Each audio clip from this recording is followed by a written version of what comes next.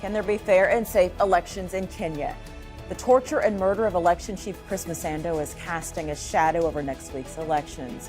Kenyans are demanding justice, and so is the international community. And with the killing of 1,300 Kenyans in fighting following the disputed result 4 years ago, could there be a repeat? This is Inside Story.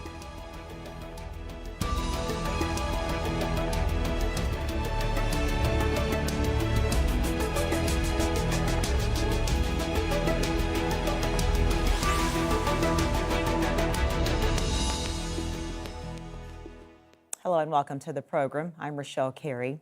Severely tortured and strangled to death. That's the conclusion of the autopsy on Chris Msando. The head of technology for Kenya's electoral board is at the center of a murder investigation. It is raising questions about the legitimacy of the general and presidential election on Tuesday. So let's take a closer look at the candidates and what's at stake.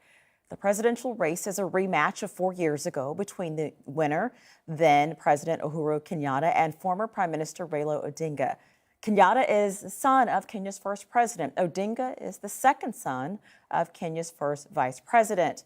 Almost 20 million Kenyans are registered to vote next week. As well as choosing a president, voters will pick 67 senators, 47 county governors, and 349 MPs. Most are directly elected, but some are allocated by proportional representation, with some seats reserved for women, young people, and the disabled. Odinga contested the presidential election results in both 2007 and 4 years ago. That result led to the killing of at least 1,300 Kenyans. 600,000 were displaced by the post-election bloodshed. Kenyans remain deeply divided at this year's election as it approaches.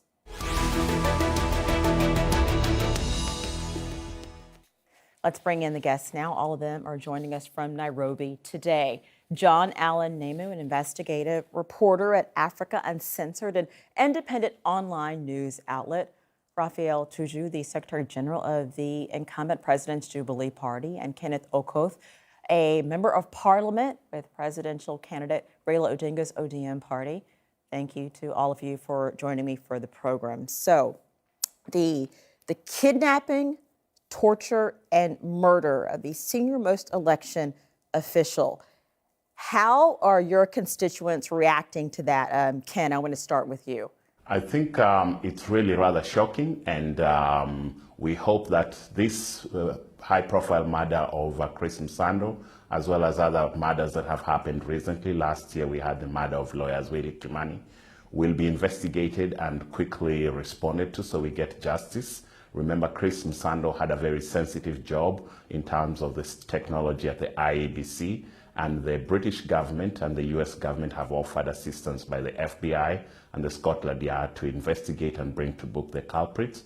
And I hope the government of Kenya will accept that assistance to make sure that the investigations are thorough and credible so that people don't cast aspersions as to who was involved in his death. But it's very worrying, and I hope that we will still have credible elections, even though somebody who was very important for the technology aspect of these elections has been eliminated. And we're going to talk about a lot of those issues that you just brought up, Ken. But Raphael, I want to put the same question to you. How are members of your party, how are your constituents reacting to this? Well, we all expressed shock. I think it was very unfortunate that this has happened. And when things like this happen just shortly before an election, it creates all kinds of speculation as to what could be the reason for it.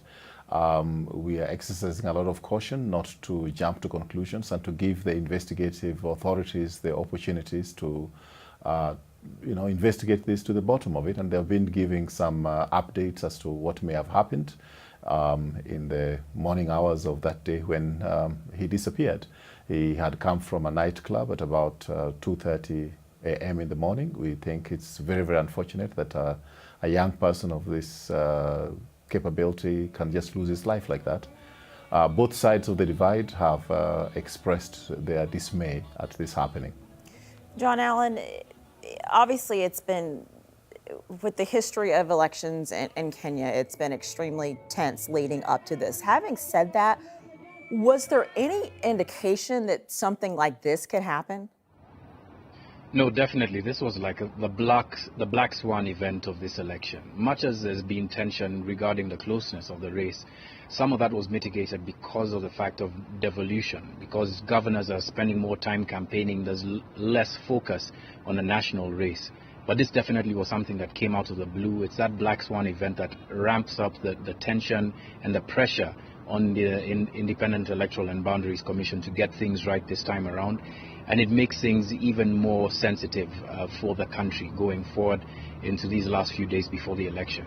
Absolutely. Are you hearing from anyone, John Allan, you're reporting, any citizens that are actually fearful now going to the polls?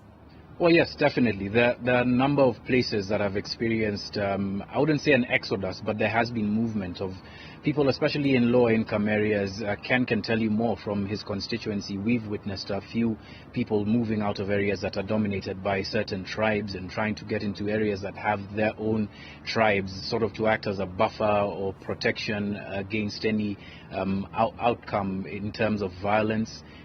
There certainly is tension in some of the areas where there are closer races in the coast, in Kisumu. There definitely is some movement from informal areas specifically, but also with a lot of companies and a lot of people who work in formal employment. A lot of their companies are advising them to stock up on food, on water, on batteries, just in case things go badly. And I think that's telling enough of how tense things are in the country with regard to where people think this election could go, in spite of proof that there could be peace, or rather there would be peace, given, like I said, how devolved the races are and how much importance has been taken away from the national race. Ken, as someone who is a member of the legislature, are you fearful for your life? I take good measures for my own security and my movements, but so I wouldn't say I'm fearful. I am just very cautious, which is something I have to think about every day, because security is an issue that you must think about in public life in Kenya. But to the question you asked about people moving through different places, that is an indictment of the government of the day. The Jubilee government should provide a level of confidence in all Kenyans that their security is guaranteed as per their constitution, their right to live and work and vote anywhere in the country. But it is evidence that Kenyans don't feel the reassurance and the competence of the government to protect them where they are, and that's why people are moving. And it's not just in the informal settlements that John Allan has mentioned, but it's also happening in places like Naivasha, which was one of the scenes of the worst violence in 2007, 2008. It's happening in places like Eldoret, where people of different ethnic groups are leaving their homes and moving. And so it is really an indictment of the process and the commitment to implement the Truth, Justice and Reconciliation Commission report.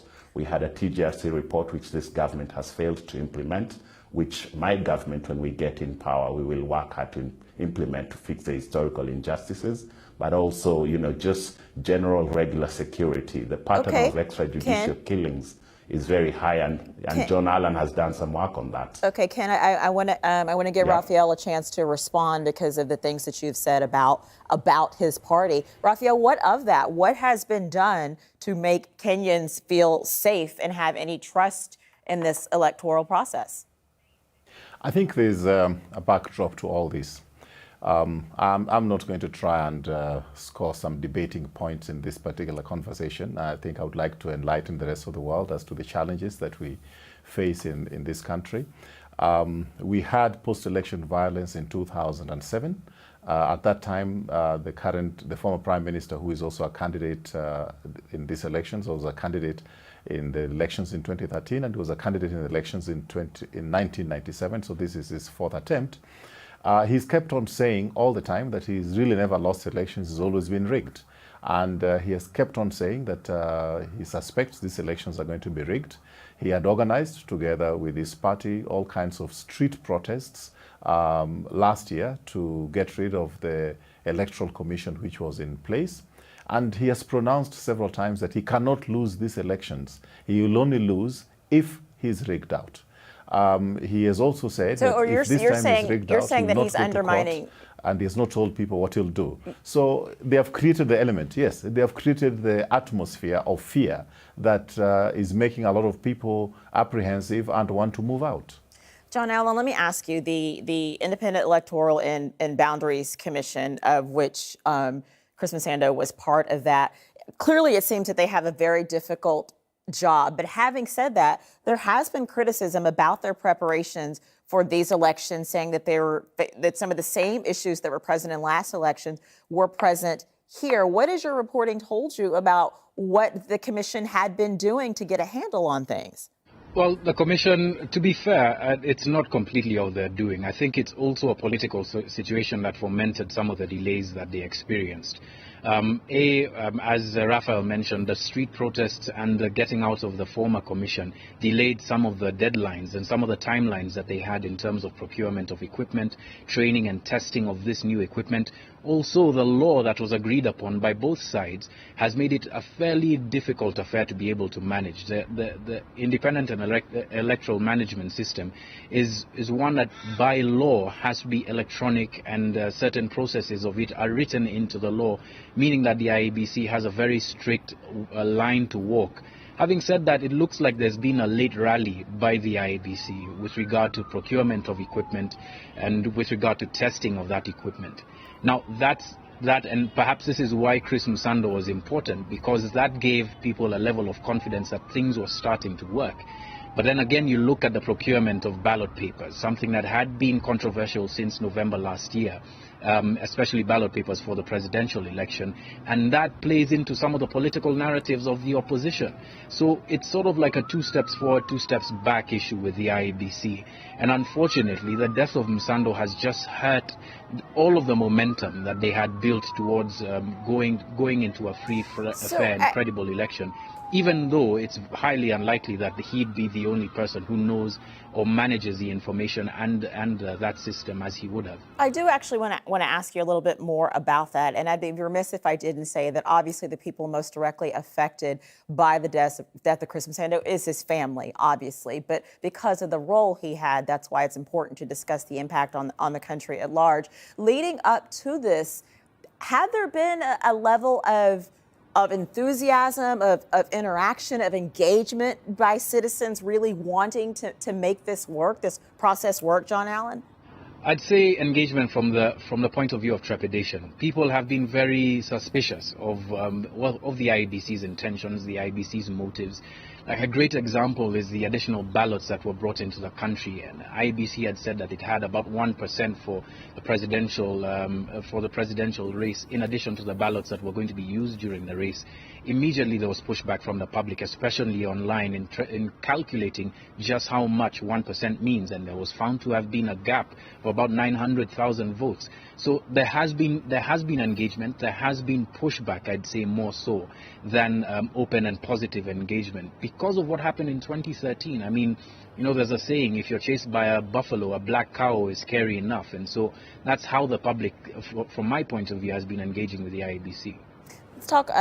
Let's kind of drill down on some of the issues now, and obviously the murder of Chris Msando and the threat of violence, that is very much part of the election. But the issues are also part of the election. Ken, I want to go to you. What are the issues that you think are the most important that perhaps are not getting enough attention?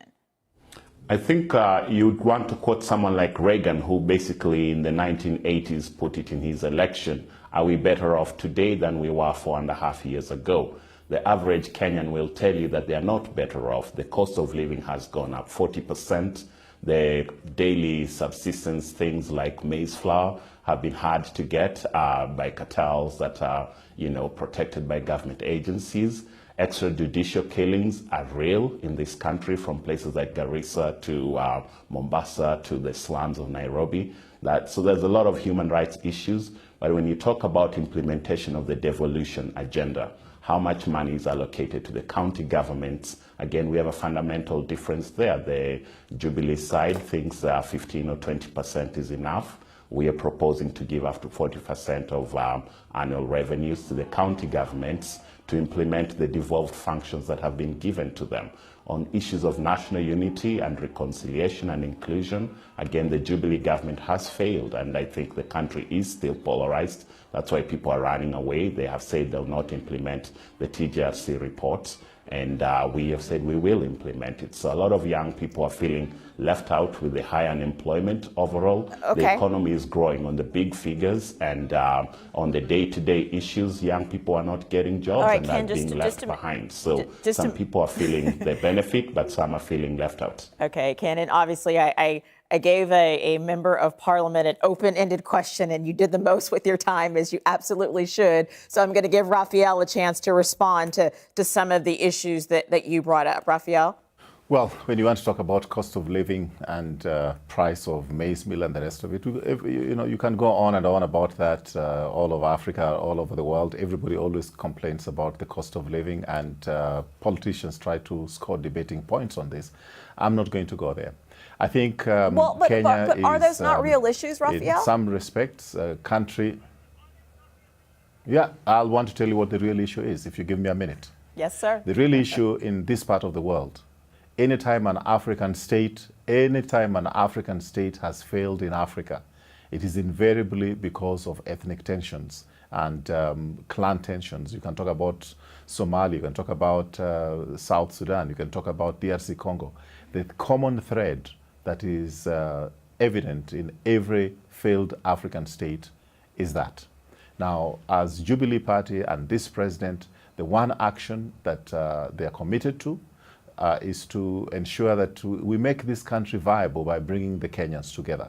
What our opponents have done, which is the easy thing to do, is to be able to whip up nationalistic emotions of various communities, is essentially a concoction of tribal chiefs from different parts of the country. They don't even get along. I mean, if you're talking about corruption, as my Okay, we're having a bit of a technical issue right now with Raphael, so while we sort that out, I'm going to go to John Allan on that. John Allan, is that, obviously the ethnic tensions are real, but is that an oversimplification of the complex issues that Kenya is facing? An extreme oversimplification. You see, tribalism is always the funnel that all of our issues are expressed through, because people, especially during a hyper-political period, are asked to experience them through that tribal lens. But the truth of the matter is corruption is an issue. Hunger is a real issue. Impunity is an issue. All of these things are things that the Jubilee government has tried to deal with to some level, to some measures, but to a large extent, especially with regard to impunity, with regard to solving crimes, extrajudicial killings. That's been a very big issue for this government. Whether it makes it to the front of a voter's mind is really something that is difficult to decide. And that's because propaganda has become such a big part of this election. So all sorts of mudslinging has become such a great part of this, aided by the internet, that a regular voter, is very hard-pressed to decide what the real, true issues are, even though they've been experiencing from some time, especially over these 4 years. So to say that it's just ethnic tensions that are being whipped up, no, that's not true. But the history of the country is that all of our issues, a lot of our issues, are always expressed through that point of view, through two specific lenses. With the government of the day, it will be that person, that candidate is dangerous, and therefore we should not let him anywhere near the presidency.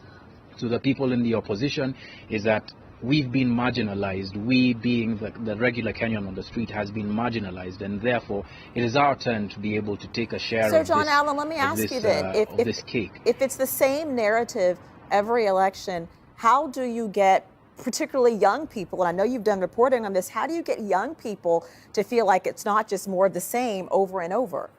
By engaging with their issues, by telling them and talking to them about real structural ways that you can solve the problem, for one, of unemployment, which is by far the biggest issue that young people across the country are complaining about.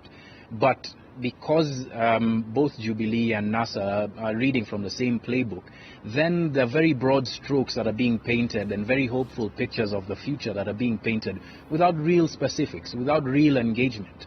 And it's become more of a caricature of engagement rather than real positive engagement with the youth, with the president going on Facebook and answering questions, thinking that a savvy sort of approach to reaching out to where the youth are is really the be-all and end-all to that solution. And on the other hand, with Raila Odinga trying and turning on a more youthful side of himself, dancing on stages and engaging with young people, it's really a caricature of what exactly they should be doing, rather than engaging directly and constructively, including young people in their administration, in their political leadership, that they're not doing that.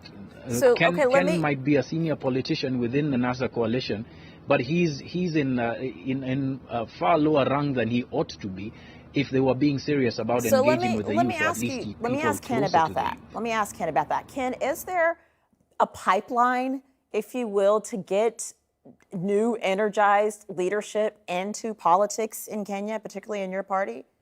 I think, first of all, leadership is not about age. It's about the ideas and the responses to the needs of the people at that time. If you look across Africa, in Nigeria, they elected a leader who had tried and run before. So there's nothing wrong with Raila Odinga having run before. The question is, are his ideas and policies right for the situation facing our country now?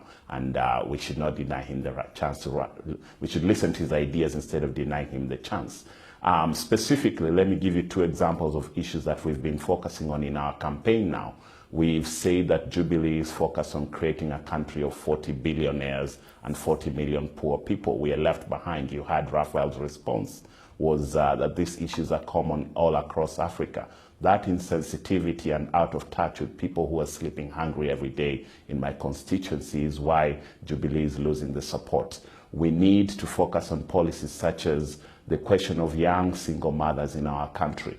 It is a public health issue. It's a national economic crisis waiting to happen when so many women are struggling and raising children in the trap and downward cycle of poverty. We have proposed to make that as a national critical issue to see what interventions can we give to young single mothers in this country to make sure they're getting back on the career path. And I'm just giving you an example. No, I understand, but Ken, just to be fair, Raphael has not had as much of a platform for this show just because of a few technical issues. So I think it's more than time to let him get in on this discussion. So Raphael, actually, I'm going to give you the last word. What do you think is at stake for Kenyans and for Kenya in this election? Well, now you can see they can even fix the technical problems for me, so I cannot be heard. But that's the light touch. We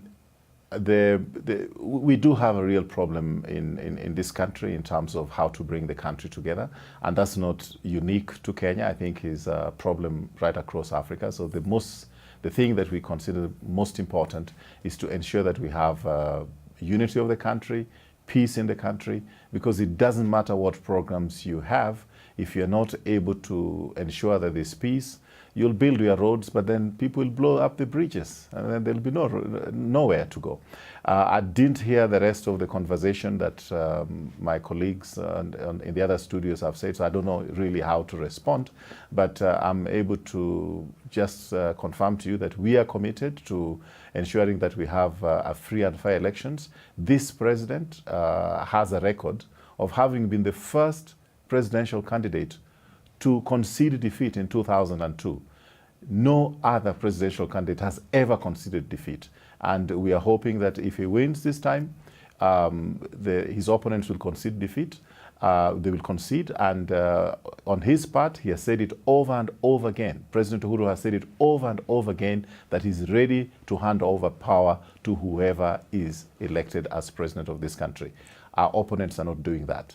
Okay. They're saying they will not accept it unless they win. And that is where the problem is. Raphael, I first of all just want to apologize for the technical difficulties and thank you for your patience as such. You were at a little bit of a disadvantage because we lost you for a little bit. So thank you for joining us and thank you for your time. And thank you to John Allan Namu, to Raphael Tuju and Ken Okoth. Thank you all very much. I'm sure we'll be touching base again before the election. And thank you for watching as well. You can see the program again anytime by visiting our website, aljazeera.com, for further discussion. Go to our Facebook page. That's facebook.com/AJ Inside Story. You can also join the conversation on Twitter. Our handle is @AJ Inside Story. For me, Richelle, Carey, and the entire team, bye for now.